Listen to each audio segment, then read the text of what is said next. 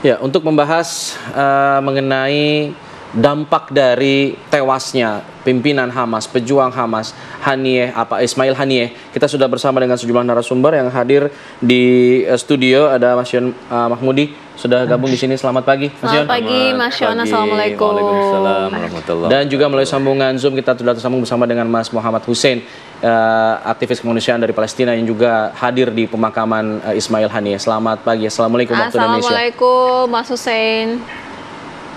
Waalaikumsalam warahmatullahi wabarakatuh. Bisa angkat. Ya, Mas Hussein, Anda mengikuti langsung prosesi pemakaman Ismail Haniyeh di sana.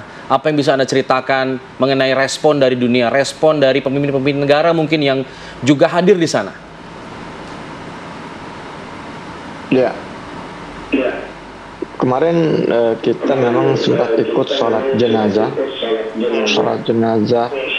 di Masjid Muhammad bin Abdul Wahab di Doha, Qatar.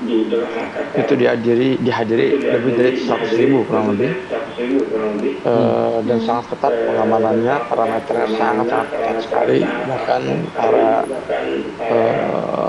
warga yang sholat jenazah, termasuk para pejabat, itu dari perbolehkan membawa smartphone masuk ke dalam masjid.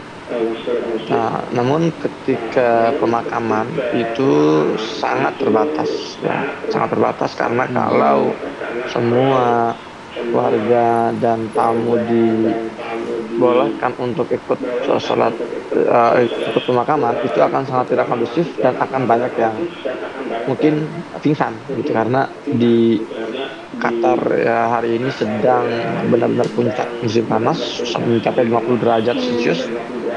Maka dari itu proses pemakaman hanya dihadiri oleh beberapa tamu undangan khusus dan sangat sedikit jumlahnya.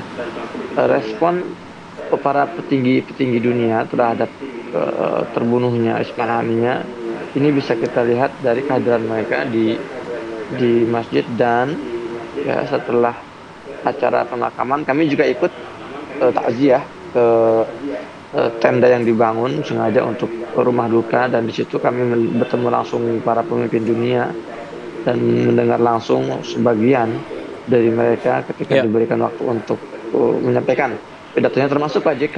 Pak JK juga menyampaikan pidatonya.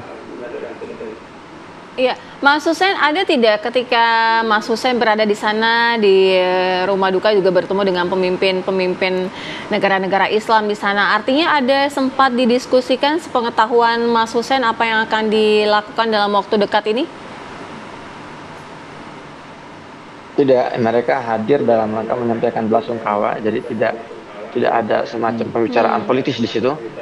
Ya, karena juga mereka pasti melihat situasi kondisi ya.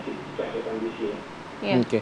Anda kan lama tinggal di Palestina, dan di sana juga memang ada sejumlah faksi, ada Hamas, ada Fatah. Nah, apakah kemudian ini akan berdampak langsung terhadap faksi-faksi di Palestina yang kabarnya juga akan bersatu begitu? Ya, memang persatuan Hamas Fatah kalau dari segi politik dan militer sudah terjadi sejak 2012. Bahkan rekonsiliasi tersebut semakin diperkuat dengan adanya pertemuan di Beijing beberapa waktu yang lalu. Dan tadi malam pun dalam rumah duka itu kita melihat ada perwakilan para faksi-faksi tersebut, masuk faksi Fatah yang selama ini ya dianggap sebagai rival politik dan hubungannya tidak bagus. Itu dibantah ya dengan kedatangan perwakilan dari Mahmud Abbas datang ke tempatnya Ismail Haniyeh dan menyampaikan, kita mendengar langsung bagaimana mereka memuji sosok Ismail Haniyeh yang dianggap sebagai pemimpin yang selama ini memiliki karisma dan dicintai oleh masyarakat Palestina, baik itu dari golongan Fatah, Hamas maupun Fatah. Oke. Baik, kita ke Mas Yon. Ini respon dunia, khususnya negara-negara Timur Tengah, terutama Iran, di mana kita juga mengetahui pemimpin tertinggi Iran, Ali Khamenei, yang mengatakan ini peristiwa yang juga sangat memalukan begitu ya. Artinya akan ada langkah cepat yang akan dilakukan Iran dalam waktu dekat? Ya, kalau kita lihat pernyataan dari pemimpin Iran ya, bahwa apa yang terjadi terhadap Ismail Haniyeh itu kan sesuatu tamparan ya. Iya. Dan harus dibalas yang lebih dia sebut ya harsh respon ya. Jadi respon yang lebih keras, yang saya bisa bandingkan akan lebih keras dibandingkan Masif gitu ya respon Iran ketika jenderalnya terbunuh ya di Syria pada waktu itu dengan mengirimkan rudal-rudal secara terbatas terhadap beberapa tempat militer ya, itu sebagai warning. Nah, dalam hal ini tentu kalau kemudian kita lihat bahwa Israel sendiri tempat-tempat yang vital itu kan semua sudah terbuka ya. Jadi tidak ada sesuatu yang bisa disembunyikan sebenarnya. Jadi kalau saya melihat sejak tragedi 7 Oktober itu beberapa informasi menyebutkan data-data intelijen Israel itu juga sudah banyak yang mulai didapatkan oleh kelompok Hamas, tersebar ke Iran dan sebagainya, yang menjadikan itu bisa jadi sasaran target ya, yang mematikan bagi Israel. Nah, kita sedang menunggu sebenarnya apa respon ya yang sebenarnya yang akan dilakukan oleh Iran, tapi nampaknya Iran juga tidak main-main dalam hal ini. Iya, karena ini merupakan bentuk penghinaan bagi Iran sendiri ya. Betul, dianggap sebuah penghinaan dan harus dibayar mahal. Maka kan respon berikutnya, saya kira Amerika kan sudah bersiap-siap ya dengan memindahkan kapal perangnya, ada 5 kapal perang itu yang biasa standby di Teluk Persia, justru tidak mendekat ke Iran, tetapi berputar ke Yaman ya, ke Laut Merah yang itu berdekatan dengan Israel. Fungsinya untuk? Saya kira itu adalah untuk melindungi Israel. Jadi bukan mentargetkan Iran, tetapi melindungi Israel. Termasuk juga menghalau, termasuk juga kapal perang yang sudah standby di Laut Mediterania yang di Eropa itu kan juga mendekat ke arah sana dengan asumsi bahwa biar bagaimanapun Amerika harus melindungi Israel dari kemungkinan serangan.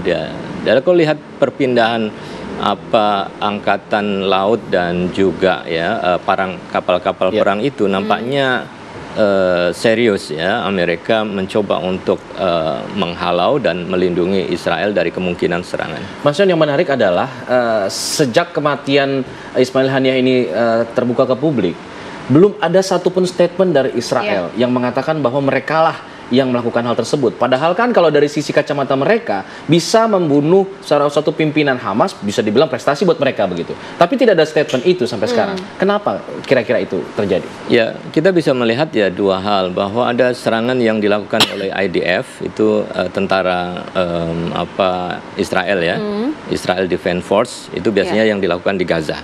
Dan mereka selalu update terhadap hasil dari serangan-serangan mereka.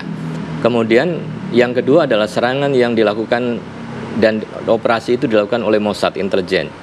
Yang dilakukan oleh intelijen biasanya bersifat tertutup dan Israel tidak banyak memberikan komentar.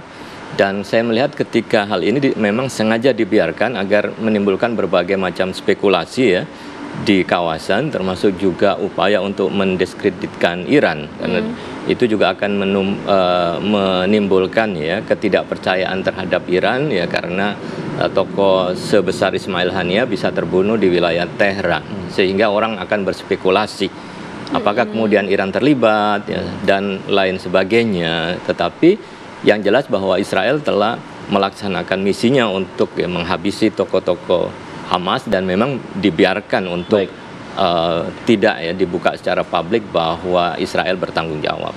Ya, memang kematian ini memicu kemarahan dari sejumlah negara, termasuk di Indonesia yang juga terus menggelar sejumlah aksi bela Palestina, dan juga masih terjadi hari ini di depan kedubes Amerika. Nanti kita akan pantau juga usai jeda. Tetap di sini bersama kami di Apa Kabar Indonesia Pagi.